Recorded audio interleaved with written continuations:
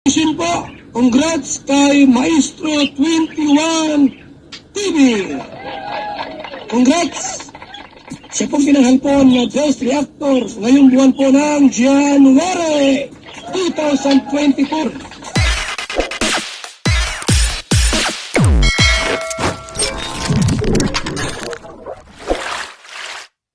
Okay guys, isang mapagpalang umaga, tanghali, gabi po sa inyong lahat. Sana po ang lahat ay nasa mabuting kalagayan at ligtas po sa anumang kapahamakan saan pa po kayo dako ng mundo naroroon.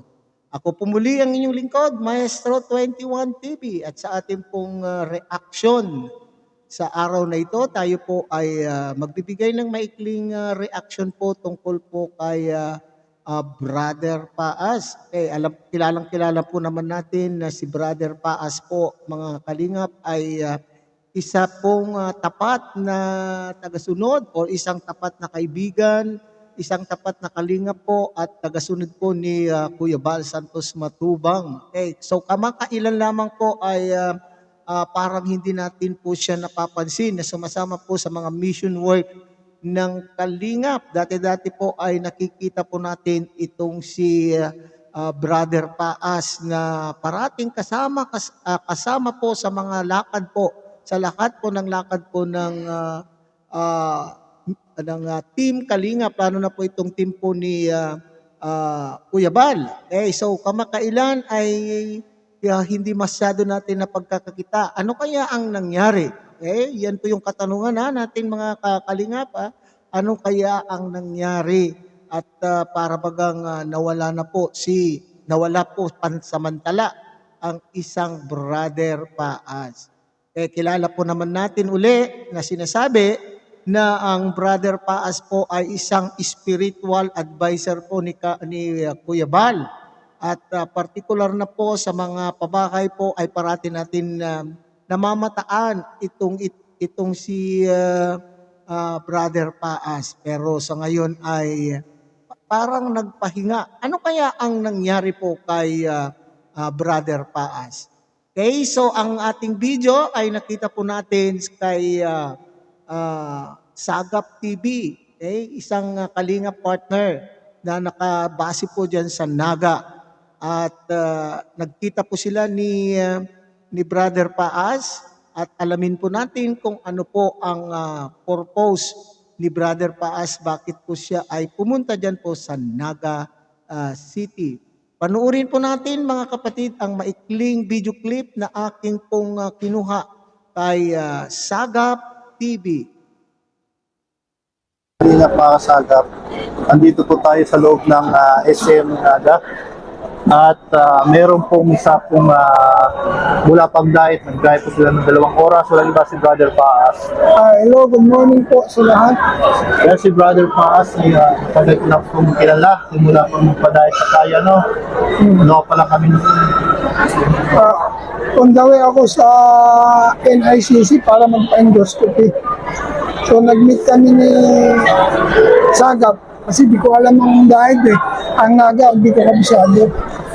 So nagpatulong ako sa kanya. Parating lang ng NICC. Kasi doon ang usapan namin ng doktor eh. So, parang pumayat ka? Siyempre sa marahil ng sakit. Pero hoping na maging negative din ang resulta kasi medyo may kamahalan ng endoscopy. Ano lang, continue pa yung pagdarasal kasi pagsubok na. Ay, normal man yun. Saka although medyo nakakahagas ba, yung kasi first time na nangyari sa akin kung ganitong sakit eh. So medyo nahihirapan ako kasi mahirap pala ganitong sakit. Yung lahat ng pagkain na gusto mo kainin, hindi mo makain. Bawal na talaga. Hindi sa bawal, hindi. Iniluluwa mo lang. Sinusuka. Kasi yung mga ang sakit kasi nakukuha yun sa mga kinakain. Oo, pwede. Kung ano yung ini-intake na ating katawan. Actually, ang naging dahilan ito, yung nagsimula ito sa pag-inom ko ng kape. Kape. Na after 3 days, sumablis, mura ako. Lagi kasi nakakakape noon, kahit walang kain. Dapat may laman yun dyan. Coffee, lalo na may Gusto ko lagi may coping. So nakakailang tasa ka sa isang araw? Minsan dalawa tatlo, ganun.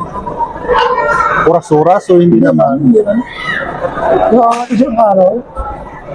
Tapos nagulat ako, biglang kinabukasan na mahapdisip ako. Hindi ko mapinansin, yung pala yun na yun. Tapos after 1 week, hindi na ako nakakain. Sinusuka ko yung kinarain ko. Bumabara lang sa lalamunan ko. So na-find out ko na acid reflux na pala yun. Kaya until now, ito ang nararamdaman ko. Ang laot, bungo na nga eh. Payat na ni Brother Paas. Hindi naman ganyan yung mukha mo na mataba yung mukha mo dati. Oo nga eh, kasi 32 yung bewang ko, ngayon 28 na lang. Yung nakita talagang bumawas talaga yung timbang dahil sa sakit. Ang laki ng binawas. So yan mga kaibigan, natunghayan po ninyo ang video clip na kinuha po natin kay Sagap TV at sinasabi po doon ay may sakit. May iniindang karamdaman po ang Brother Paas, kaya nga po nandyan po daw sa Naga City upang pumunta sa endoscopy clinic, magpapa-endoscopy. Pag sinabi po natin endoscopy po mga kalingap ay ito yung pamamaraan upang makita o ma-examine po. Ito yung isang proseso na ma-examine po kung ano ang nandun po sa kalooban ng katawan po ng isang tao. So, ito daw po si Brother Paas, mga kapatid, ay hindi masyado nakakakain. Okay, hindi nakakakain, gusto man po niyang kumain, pero ito po ay inilalabas niya. Kaya hindi kapansin-pansin. Kaya po kapansin-pansin na nahuhulog po ang katawan ni Brother Paas, mga kalingap. So, dito sa pagkakataon na ito, talagang naman pong kinakailangan po ng Brother Paas ng pagpapahinga at bigyan pansin ang kanya pong kalusugan. Hindi biro po ang sakit, kung ano man sakit ito.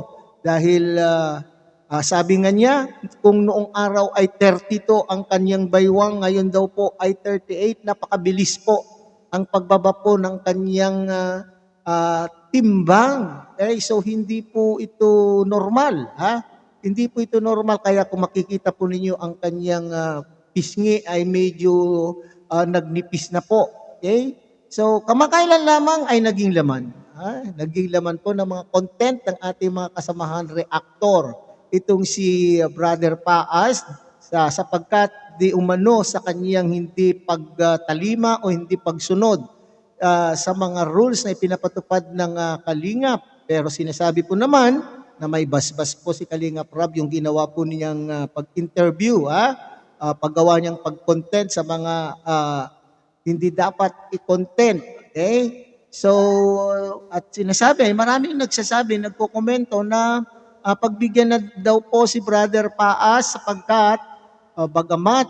sapagkat ito po ay nangangailangan. Bagamat siya po ay may maraming subscribers, pero pag tinignan naman po ninyo ang kanyang views ay hindi ganoon kalaki. At siya po ay nangangailangan po ng views para maski papaano ay makasurvive po naman ang kanyang pamilya. So ngayon, heto na naman po ang isang problema na kinakaharap po ng isang Brother Paas. So dito sa pagkakataon na ito, sa mga nagmamahal po kay Brother Paas ay nangangailangan po siya ng tulong sa pamamagitan po ng inyong mga prayers. Okay? Kung hindi man po tayo makapag-abot ng financial na tulong po kay Brother Paas, ipakita po natin ang ating pagmamahal at pagsuporta sa pamamagitan po ng ating panalangin. Sa prayers lang po ay medyo tayo po ay makakatulong. Pero mas maganda, siguro kung tayo naman po ay makakatulong financially. So alam naman po ninyo ang kalagayan, financial status po ni Brother Paas ay talaga naman pong nangangailangan po ng tulong. Okay? So sa ating pong mga Kalingap partners, Kalingap supporters, Kalingap solid supporters and subscribers, sponsors. Okay, sana po ay matulungan po ninyo ang isang brother Paas na tapat po sa Kalingap at spiritual advisor ng ating founder Bal Santos Matubang. Okay? So hanggang dito na lamang po ang ating reaction ngayong araw na ito. Maikling reaction po tungkol po kay Brother Paas. At muli, pinapakiusap po ng inyong lingkod, tangkilikin po ang ating founder, Bal Santos Matubang, Ate Edna Vlogs, Kalingap Rob, Kalingap Dan, Kuya Brooks Vlogs, and Ruelo Malalag. At siyempre, pakisuporta rin po naman ang ating munting channel sa pamamagitan po ng pag-like, share, and subscribe.